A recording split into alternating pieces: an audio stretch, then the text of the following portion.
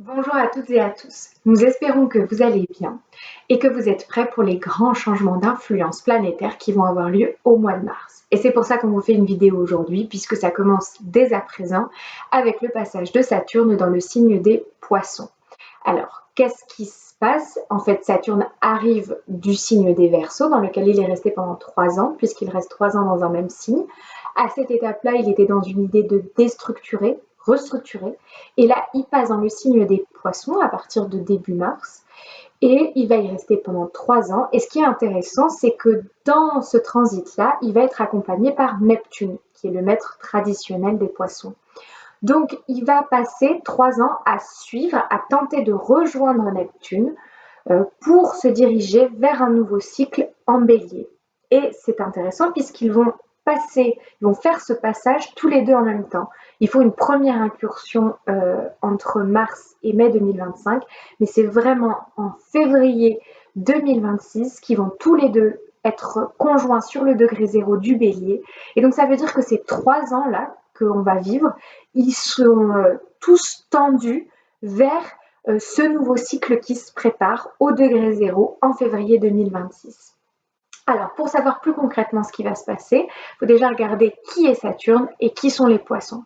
Alors, Saturne, c'est la dernière planète visible à l'œil nu.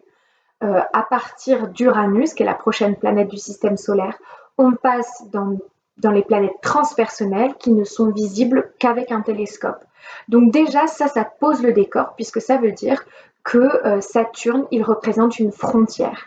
Et cette réalité astronomique donne une valeur, une symbolique à son interprétation astrologique. De fait, Saturne représente la limite, la frontière, mais il représente aussi ce qui nous permet de nous construire, puisqu'on se construit grâce à des règles qu'on se fixe, grâce à des limites qu'on se pose, et on est là, on est face au principe de réalité, en fait. Saturne, c'est ça, c'est le principe de réalité qui nous permet de nous définir en tant qu'être, qui permet de construire notre vie et de construire notre être, de le limiter, mais de le limiter pour du mieux, parce que l'écueil de Saturne, c'est que ça devienne une figure autoritaire qui nous empêche de nous développer, de sortir du cadre qu'on s'est fixé. Voilà, il faut que nos règles, elles soient là comme un socle et pas comme une prison. Donc c'est ça l'idée de Saturne, sachant que aussi par ce positionnement de frontière entre le monde visible et le monde invisible, il représente de fait la première étape vers l'apprentissage spirituel. Et ça, c'est intéressant parce que aujourd'hui, il rentre dans le signe des Poissons, qui lui est le dernier signe de la roue zodiacale, la 12e étape, avant de recommencer un cycle en bélier, et qui de fait représente l'élévation ultime, la transcendance qui nous permet de passer au cycle suivant. En cela, Saturne et les Poissons ont des points de résonance, sachant que les Poissons, c'est une énergie qui est reliée à l'amour, à la créativité, à l'imagination. On est dans une idée de dissoudre l'ego pour se mettre au service du grand tout, pour se soumettre à ce qui est plus grand que nous et pour de ce sacrifice, il y a quelque chose de mieux qui se passe. Voilà, on est vraiment dans cette idée-là avec les Poissons, sachant qu'on a tendance à les positionner, Saturne et les Poissons, comme des entités antinomiques, alors que c'est quand même intéressant de noter que déjà les Poissons sont reliés à l'eau, que Saturne est relié à la glace. Donc bon, ben, la glace, c'est de l'eau sous forme solide. Et ensuite, Saturne, il est relié au signe du Capricorne, dont le glyphe, le symbole, est une chèvre à tête de poisson, pour faire le pan entre son aspiration à l'élévation par la hauteur, mais aussi en passant par le monde des profondeurs, le monde aquatique. Donc si ça ne trace pas des liens dans la recherche de Saturne et dans la recherche des poissons, de s'élever, d'aller chercher ce qui se passe dans les profondeurs, eh ben, on n'a pas compris le message. En tout cas, ce qui est intéressant de savoir, c'est que pendant ces 3 années-là qui nous attendent, on va être invité à s'affranchir de la matière, puisque Saturne est vraiment relié au monde concret de la matière. On va être invité à se poser des questions sur les valeurs financières, sur nos valeurs écologiques aussi, puisque Saturne est relié à la Terre en tant que planète grandiloquente. Voilà, on est vraiment invité à dissoudre l'échafaudage saturnien pour justement, puisque le poisson est illimité et que Saturne est limité, pour s'ouvrir à une forme illimitée d'être et de construction. On est dans une notion de se soumettre vraiment au grand tout et tout en se construisant sur du concret, malgré l'aspiration des poissons à être dans une forme de imaginaire. Voilà, les poissons ont du mal à se matérialiser et donc là, il y a une formidable opportunité de se matérialiser tout en gardant sa connexion à son imaginaire pour mieux refonder l'échafaudage saturnien, pour mieux le dissoudre, pour être prêt à passer dans un autre monde et se questionner autrement. La dernière petite chose, c'est qu'avec Saturne, en numérologie, on est relié au nombre 4. Le nombre 4, il est vraiment relié à l'idée de la structure, à l'idée des limites, du contrôle, de la matière. Donc voilà, donc là, on a une vraie opportunité qui se tisse de transcender Saturne et en numérologie d'aller se questionner sur notre façon de matérialiser notre 4, sur l'intervention du 4 dans notre vie. Par ailleurs, ce transit de Saturne en Poisson peut être particulièrement impactant pour les gens qui sont nés entre 1994 et 1996, mais aussi pour ceux qui sont nés entre 1964 et 1967. Parce que ces gens-là, qui ont soit la trentaine, soit la soixantaine, sont dans ce qu'on appelle le retour de Saturne, puisque leur Saturne de naissance est dans le signe des Poissons. Alors, le retour de Saturne, je ne sais pas si vous en avez déjà entendu parler, mais ça n'a pas très bonne presse. Voilà, c'est quelque chose qui nous fait crisser les dents. On n'a pas envie d'y passer parce que quand même, ce qu'il faut savoir, c'est que Saturne, son petit nom, c'est le grand maléfique céleste. Donc, le décor est planté. On sent qu'on va pas se marrer. Donc, c'est un peu en fait comme notre première chouille. Voilà, on a 16 ans, on fait notre première chouille chez nos parents. On sait peut-être ils sont au courant, peut-être ils sont pas au courant. On fait rappliquer tout le monde. Tout le monde est bourré au bout d'une bière parce que c'est la première fois qu'ils découvrent l'alcool. Il y a du papier toilette partout dans la baraque. Et en fait, on a oublié que les parents allaient rentrer. Donc, c'est l'orgie totale. Et tout d'un coup, les parents rentrent, il est 4 heures du matin. C'est absolument sale partout. Il y a des gens qui sont effondrés, raides bourrés. Il y a des marques sur les murs partout. Il y a des gens qui ont jeté on ne sait pas quoi sur les murs. Et là, les parents, ils rentrent, ils nous installent en randonnion. Ils disent non, mais c'est plus possible là. Vous allez ranger ce bordel, vous allez décuver tout de suite. Vous allez passer un coup d'aspirateur et je veux plus jamais vous voir. Voilà, ça, c'est le retour de Saturne qui vient nous dire non, non, non, ça va pas du tout. Va falloir régler tout ça. A priori, là, on est plutôt sur le premier retour de Saturne. Le deuxième retour de Saturne, c'est comme sa deuxième ou sa troisième teuf, quoi. On a compris la leçon. On se souvient que les parents vont rentrer, donc on fait le ménage avant. On range toutes les bouteilles d'alcool, on renvoie chacun chez soi, ou on les cache dans le placard, on passe un coup d'aspi, ni vu ni connu. Comment ça? Moi, j'ai fait quelque chose? Non, non, non, moi, j'ai pas fait la fête, hein. Donc voilà, comme ça, Saturne, il nous dit rien de mal. Bon, c'est pour vous faire un petit peu un parallèle. Le deuxième retour de Saturne, c'est pas tout à fait ça. Mais le premier, oui, oui, ça y ressemble beaucoup. Mais en fait, ce qu'il faut savoir, c'est que ce retour de Saturne, c'est une formidable opportunité de croissance, d'évolution, voire même de renaissance. Mais comme Saturne, il est sans complaisance, évidemment, c'est pas super drôle d'y passer, quoi. En fait, il est dans un questionnement qui est rompre ou perpétuer. C'est-à-dire que soit on a fait les bons choix, soit on est au bon endroit et en fait, il nous dit non mais c'est bon, viens, on continue sur ce chemin-là. Là, toi t'es bien, vas-y, vas-y, on trace une autoroute. Soit il dit non mais attends mais qu'est-ce que c'est que ce bazar? Vous avez fait la fête avec tous vos potes et il y a du yaourt sur les murs. Voilà, qu'est-ce que c'est que ce bazar? Viens, on va tout ranger pour pouvoir reconstruire derrière. Donc après, sachant qu'on n'est pas dans une idée de bien ou de mal, il n'y a pas de bonne voie ou de mauvaise voie.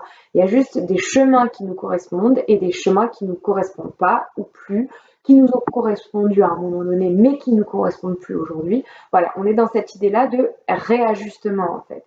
Sachant que en tant que maître du karma, Saturne, il nous confronte aux conséquences, aux répercussions de nos actes passés, aux décisions qui ont été prises pendant les 30 ans qui viennent de passer. Parce que Saturne, il a un cycle de 30 ans. C'est pour ça qu'il revient à 30 ans, à 60 ans et peut-être à 90 ans si vous avez de la chance.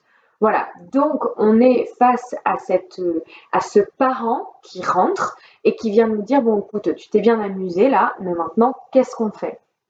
Donc il y a le premier retour qui a lieu entre 26 et 30 ans et qui correspond à une confluence de transit planétaire. En fait, avant le retour de Saturne, on a eu le retour de la Lune noire qui nous confronte à notre idéal. Voilà, on le touche du doigt et on mesure tous les mirages qui se cachent derrière, tout ce qui nous connecte à notre part d'ombre. Donc, c'est pas très agréable à vivre. On a l'impression qu'on va plus jamais pouvoir être heureux, puisqu'on a l'impression que cet idéal auquel on aspire, quand on le vit, il nous rend malheureux. Voilà, un peu pour la faire courte. Dans un deuxième temps, on a l'inversion des nœuds lunaires, donc les nœuds pointent la direction opposée à celle qui est pointée à notre naissance. Donc on est vraiment confronté à tous les choix qu'on a faits et est-ce qu'ils étaient vraiment pointés dans la bonne direction ou pas. Et éventuellement, si c'est pas le cas, on est obligé de faire machine arrière, pas vraiment de faire machine arrière, mais en tout cas de transformer, de prendre l'intersection parce on n'est pas du tout là où il faut. Mais c'est pareil, c'est pas confortable. Et quand Saturne y revient là-dessus, mais alors c'est pas la libération parce que bon, il va falloir reconstruire, ça va demander du travail. Saturne, encore une fois, on n'est pas, c'est pas une idée hyper fun quoi. Mais au moins il arrive après tous ces questionnements existentiels et il nous dit viens. On va refonder tout ça, on va te reconstruire parce que Saturne, il est aussi, le retour de Saturne, il nous permet de nous reconstruire, de reconstruire notre identité, de s'interroger sur qui on est et est-ce que les choix qu'on a faits ont vraiment servi à qui on est en fait. Il arrive et par exemple dans le signe des poissons, il dit tu avais cet outil-là pour te construire. Dans le signe des poissons, c'est t'as l'imagination à foison, t'as ton amour inconditionnel, mais est-ce que cet outil, tu l'utilises de la bonne façon pour te construire et pour construire ta vie? Est-ce que tu en as même conscience de ça? Il vient là pour mettre en lumière cette chose-là et dire, viens, là jusqu'à présent, tu te construisais dans du vent, par exemple. Si tu te construisais avec les énergies Verseau alors que ton énergie de construction, c'est l'énergie du poisson, mais clairement, tu n'étais pas au bon endroit, quoi. Donc, il vient pour faire cette refonte sur le plan physique, matériel et concret de notre être, en fait, de nous permettre de reconstruire. Alors, il y a des gens pour qui ça se passe bien. Voilà, il y a des gens, ils ont fait tous les bons choix, et donc à 30 ans, au premier retour, ils ne le sentent pas passer, on continue à couler du béton en disant non, non, mais c'est bon, t'inquiète, on va monter des murs maintenant parce que tu es vraiment bien stable. Bon, il y a des gens à qui ça arrive, j'en connais pas, mais il paraît que c'est possible. Donc voilà, donc ça c'est ce qui se passe à la trentaine. À la soixantaine, on est sur le deuxième versant, sur le deuxième retour de Saturne, sachant que le premier retour était relié à l'idée de la connaissance. On apprend à se connaître, puisque à la trentaine, on est sur l'idée du 3, alors que l'idée du 3 en numérologie qui est reliée à la connaissance, alors que à la soixantaine, sur le deuxième retour, on passe dans l'énergie du 6. Et là, on est plus sur une forme d'acceptation, d'harmonie, d'équilibre, parce que à la différence de la trentaine, ce qui s'est passé juste avant le deuxième retour de Saturne, c'est aussi un passage des nœuds lunaires, mais dans le bon sens cette fois-ci. Donc ça nous conforte dans la direction qu'on a prise. Il y a quelque chose qui est beaucoup plus dans le sens du courant en fait. Et donc là, on arrive à 60 ans, on est dans une forme d'aboutissement, de quintessence de qui on est sur une réflexion de l'étape qui va venir, mais on est vraiment en pleine, on savoure en fait, on se relie à cette autre énergie saturnienne qui est le gardien du temps et on sait qu'on a le temps. On sait qu'on a eu le temps de faire des choses dans le passé, qu'on a le temps de faire les choses dans le futur. On n'est plus dans la même urgence qu'à 20 ans.